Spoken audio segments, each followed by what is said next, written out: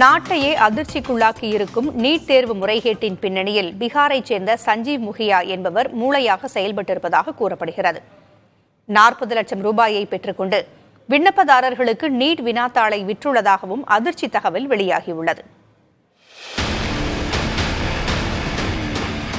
NEET தேர்வு வேண்டவே வேண்டாம் என தமிழக அரசு தொடர்ந்து குரல் கொடுத்து வரும் நிலையில் அண்மையில் அந்த தேர்வில் நடந்த முறைகேடுகள் நாட்டையே அதிர வைத்துள்ளன.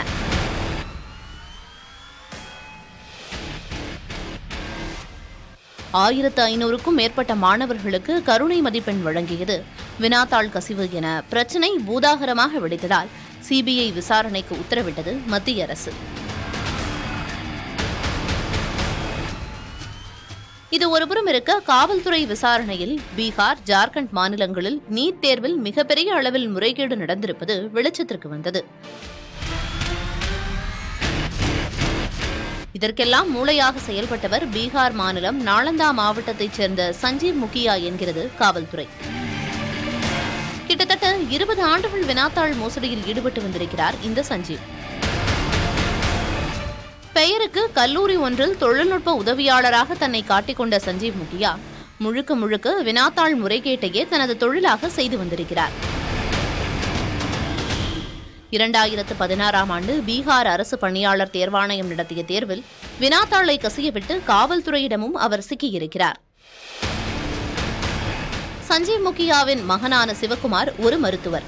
ஆனால் தற்போது அவர் சிறையில் கம்பி எண்ணிக் கொண்டிருக்கிறார்.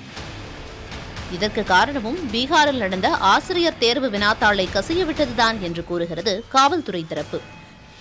இப்படி தந்தை, மகன் என இருவருமே வினாத்தாளை கசியவிட்டு கல்லா கட்டுவதில் குறியாக இருக்க, அவர்களுக்கு பக்கபலமாக சஞ்சீவின் மனைவி மம்தா தேவி இருப்பதாக அம்மாநில எதிர்க்கட்சியினர் குற்றம் சாட்டுகின்றனர். மம்தா தேவி ஒரு அரசியல்வாதி. 2020ஆம் ஆண்டு பீகார் சட்டப்பேரவை தேர்தலில் லோக் ஜனசக்தி கட்சி சார்பில் போட்டியிட்டு தோல்வியடைந்தவர். அவர் பீகார் முதலமைச்சர் நிதிஷ்குமாரை சந்தித்த புகைப்படத்தை சமூக வலைதளத்தில் பதிவிட்டிருக்கும் ராஷ்டிரிய ஜனதா தள கட்சி சஞ்சீவ் முகியாவை பாதுகாப்பது யார் என்றும், அவரது மனைவி தேசிய ஜனநாயக கூட்டணியில் போட்டியிட்டது குறித்தும் அடுக்கடுக்கான கேள்விகளை எழுப்பியுள்ளது. இது ஒருபுறம் இருக்க, நீட் தேர்வு முறைகேட்டில் சஞ்சீவ் முகியா பின்னணியில் ஒரு கும்பலே செயல்பட்டிருப்பதாக தகவல் வெளியாகியிருக்கிறது.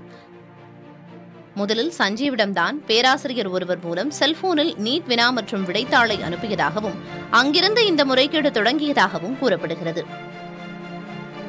தேர்வு நடைபெற்ற மே 5ஆம் தேதிக்கு முந்தைய நாளில் வினாத்தாளை 25 விண்ணப்பதாரர்களுக்கு வழங்கியிருக்கும் இந்த கும்பல் இதற்காக நபர் ஒருவரிடம் 40 லட்சம் ரூபாய் வசூல் செய்திருக்கிறது. இப்படி தோண்ட வெளிவரும் ஒவ்வொரு தகவலும் நம்மை அதிர்ச்சியில் உறைய வைக்க விசாரணை வளையத்தை விரிவுபடுத்தியிருக்கிறது காவல்துறை.